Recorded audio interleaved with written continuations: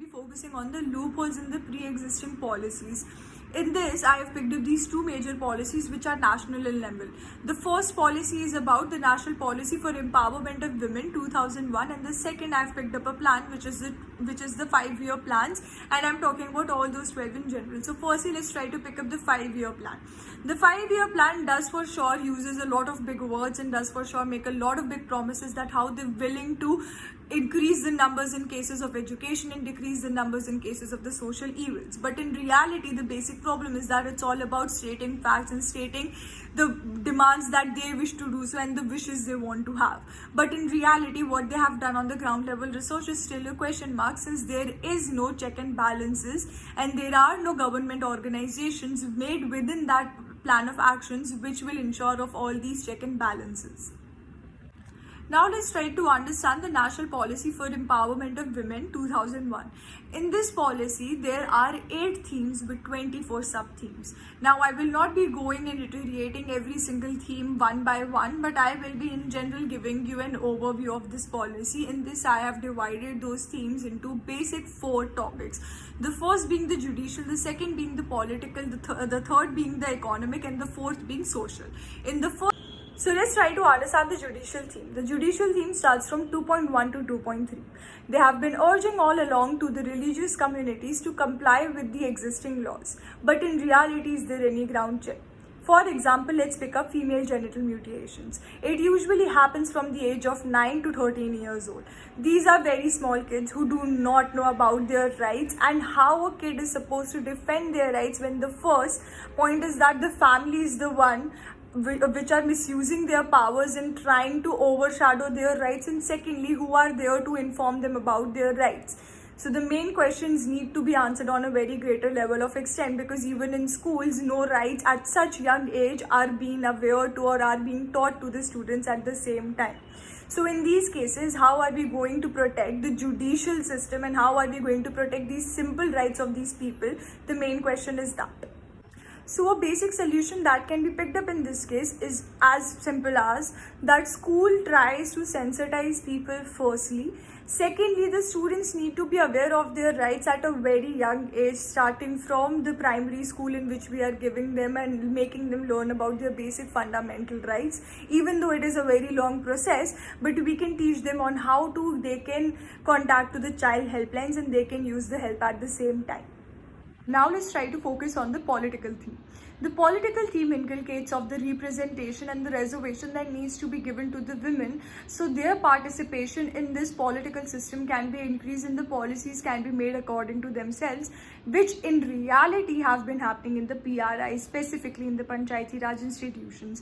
Their participation has significantly increased according to the Niti Aayog latest reports in the cases of rural development, which has been noted and which has been applauded from a lot of states.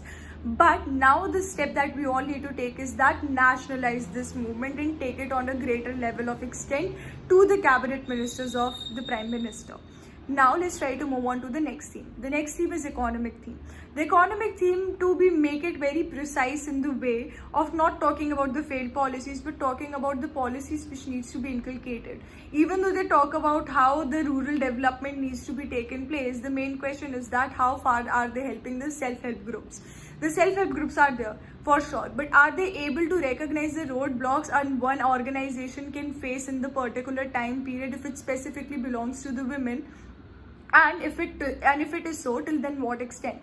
There are few states which have the model of Timbuktu model and also Vasan. Vasan's full form would be Watershed Support Services and Activities Network, and CSA, which is the Centers of Sustainable Agriculture. These are few organizations which have been helping these self-help groups into recognizing the roadblocks and trying to find a solution for them in an individual manner, where they are seeking support from them at the same point and giving them support at the same time. Now that we have covered the theme 3, now let's try to move on to the theme 4. The theme 4 is as simple as inculcating these 7 solutions. Let's try with the first one. The first one focuses on health. So for health, as a woman, what is the one basic problem that you notice in the cases of pregnancies? it is the maternal mortality rate being so high in India. So let's try to pick up an example and a case study which was actually used in the states as well. Kerala and Punjab. In Kerala, the MMR is very low as compared to Punjab. So what Punjab did, Punjab state decided to take up few examples from Kerala. They decided and they understood that every state has different reasons for MMR being so high or MMR being so low. MMR being so low in the cases of Kerala was because of proper sex education and proper family health planning given to the people in the cases of hospitals only. But in the case of Punjab, this was not given. So they noted this and then they tried to create a new plan. The plan tried to give a proper family planning. In that whole case, they realized that due to lack of family planning, there was a higher rate of MMR in Punjab. These are not just the cases of Punjab and Kerala, but these are the cases with a lot of states, which is the lack of family planning. So in this, let's try to find few solutions. For example, if a woman is pregnant and you are taking her to the hospital, but because of the lack of assistance within the vehicle, it sometimes leads to death at the same time because of not having proper health assistance. So the first thing we need to do in the rural areas is that first you provide them simply the vehicles. Now in the case of health assistance, a solution can be given to it at the same time. So let's try to understand this. In rural areas, there are a lot of women who uses traditional methods in the cases of delivering the child. We can appoint those people as official health recorders and we'll ensure that those women are trained on a good level of assistance from the government hospitals, and then they can be act as a proper employee in the cases of those vehicles, and in the case of the in-transit death, it lowers down significantly. Besides this, we will be having proper family planning in which we will be, firstly we need to have a survey. We need to locate those areas where the rate is too high and try to talk to those people and have a survey of why MMR is so high. Once we get to know about it, we will be able to provide proper prospectus according to the families and giving them proper family planning at the same time. Like according to WHO, minimum 34 months gap should be there between a first child and a second bearing of the child.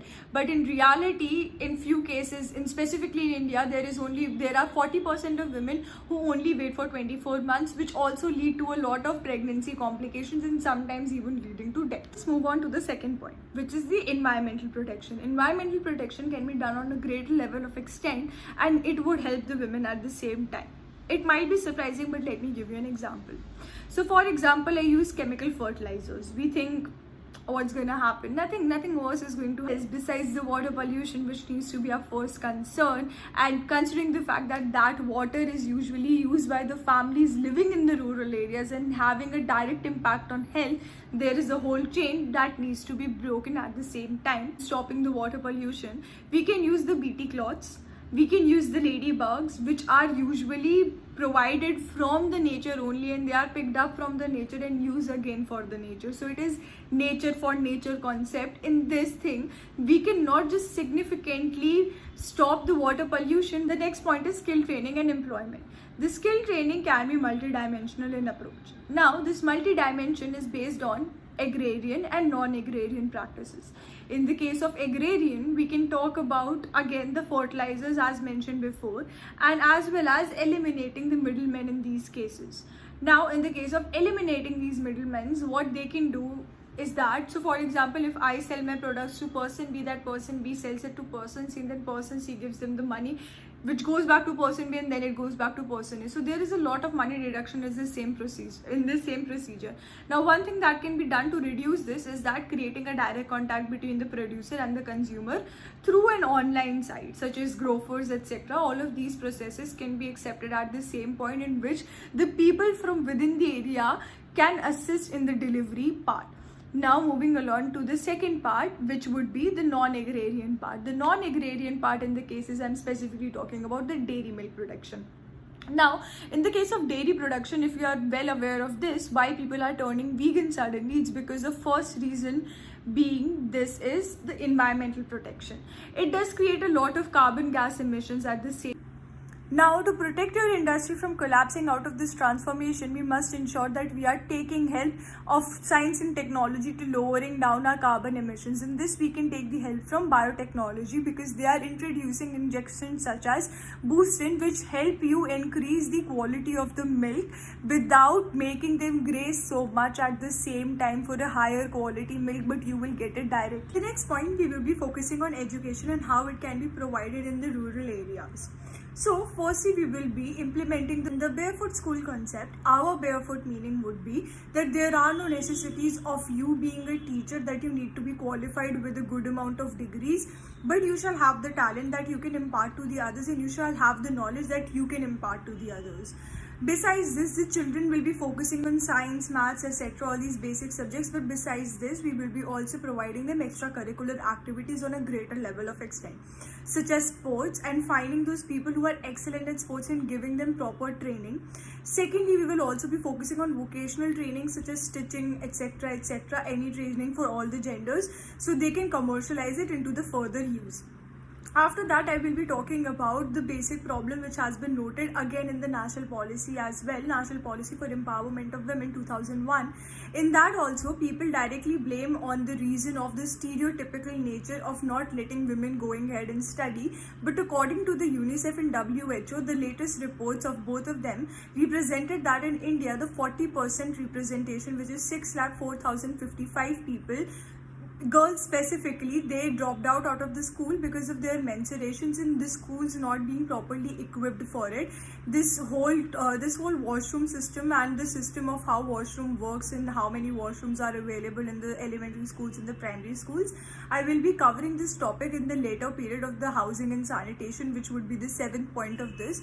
But coming back to the main topic is that there are no proper adequate facilities provided by the school that would allow the women and specifically the girl child to participate in the school as on the same level of the guys. So we need to solve this problem. Firstly, we need to introduce the pads. The sanitary pads needs to be introduced within the schools. Now let me give you an example which also happened in Rwanda. In Rwanda, people started introducing in their rural areas and in the villages, what they began to do was to introduce an entrepreneurial skill within it. They introduced small businesses with the school only, in which they used to make the pads from the very scratch. There were 2 teams in every single group, so there were two teams in the whole class, and these 2 teams were of 1 guy and 1 boy. Both of them together used to make sanitary pads from the scratch, and then they used to commercialize it into the outer markets and to the inner markets at the same time, which is within the villages and outside the villages. They were sold at a very lower price. To include this whole program in India as well, where we can start from the scratch and then later on commercialize it and use it within the village and out. Now the next point will be nutrition. Now, to relate nutrition to the women, let's try to divide the women's life cycle into 3 different cycles. The first cycle in the relevance of the nutrition would be in the case of her being an infant to the teenagehood. The second would be from teenagehood till the middle ages. Then the third would be from the middle age till the age they are considered as in the case of the old age. Now coming to the main topic of the nutrition. In the case of an infant, what we see till the age of 13 years old, and it is proven by statistics as well from UNICEF's report, that how women are not given, not just women but at the same time infant are not given the equal amount of diet and as well as nutrition in those diets as compared to the boys, which needs to be recognized and acknowledged on the first hand. Secondly, a lot of women in the case of the maternal period, when they are pregnant specifically, we need to talk about the point that if a woman is not healthy, her child will also not be healthy, which is usually neglected at the very certain point till the time she is about to give birth, because at the time of giving the birth, people are expected to have her some strength, so there is no miscarriage at that point. So all of these issues need to be taken care of, and all of these issues need to be recognized and acknowledged at the same time. So while we are recognizing it, we must ensure that in the cases of basic nutrition level being given to the women is to first create a diet plan at the same time. Firstly, trying to take surveys in a general manner where we are asking them about what are the type of foods they eat, so we can generate the value of how much nutrition they must intake in every single day. And after finding that out, then we can find out different diet plans of. Now let's come to the last point of this whole theme and the last point of this whole presentation, that would be housing and sanitation. Now in the case of housing and sanitation, we must understand this thing, that housing is a total different thing and a sanitation is a total different thing. Firstly, is to provide a shelter to those women would be a serious concern of it. Once they are provided of it, then we need to address these issues such as the basic necessity of a washroom in a house. If there are no washrooms in the house, they tend to use public washrooms. Now in the case of these specific washrooms, we need to ensure that there is proper sanitation maintained over there, which is very hard to do in such cases. So introducing local mohalla rather than going along with the local mohalla washrooms, let's just go along with the colonies wise, like within those districts that they are living in, there is a proper rural area. Rural area can be divided into certain sections in which a smaller area is taken rather than a larger area, and one washroom for those larger area. Let's just go along with one washroom for those smaller areas. Understand the sanitation part in a detailed manner. So first is try to go over through the basic statistics. According to UNICEF, there is 22% of the schools which do not have appropriate toilets for girls. There are 58% of preschools which do not have toilets at all. There are 55% of schools which do not even provide basic clean water to those people who are coming into the school, let it be the teachers, let it be the parents, let it be the students. Now in these cases, the proper sanitation is not being followed. So firstly, we need to address these issues and make a proper list of all these schools and try to contact them with the government of India and make them understand what are the issues that they are facing, and asking for a basic solution at the same time for basic funding and a good amount and a good quality services provided from their side, which cannot be provided to them from a non-governmental organization. Besides this, is try to understand one more fact, which is the WASH program. The WASH program is an international program which has been adopted by a lot of countries. In this, India is also part of it. According to the WASH's report, India has significantly worked very well of it, even in the cases of, specifically in the cases of the COVID, when COVID hit the India, and in the cases of the rural areas, it was firstly, we did not know what type of an issue they would be in, but WASH was one of the programs that helped them go through all of this. WASH's full form is basically water and sanitation and health. In this particular case, they are taught on how to wash their hands, sanitation is being followed, and hygiene is being followed. Health and hygiene stands for the H. So we need to clarify, and all of these things need to be reiterated again and again to those people of those rural areas and make them try to understand how well that it can help them. To sum it up, firstly, in the cases of the efforts taken by the government, few are an extreme success and few are just there for theatre, and they are just there for the name of it. Now, in the question of this and in the quest of finding a good solution for the women, firstly, one thing that I have noticed while making this policy, that how a survey can help us understand the rural areas in a very depthful manner.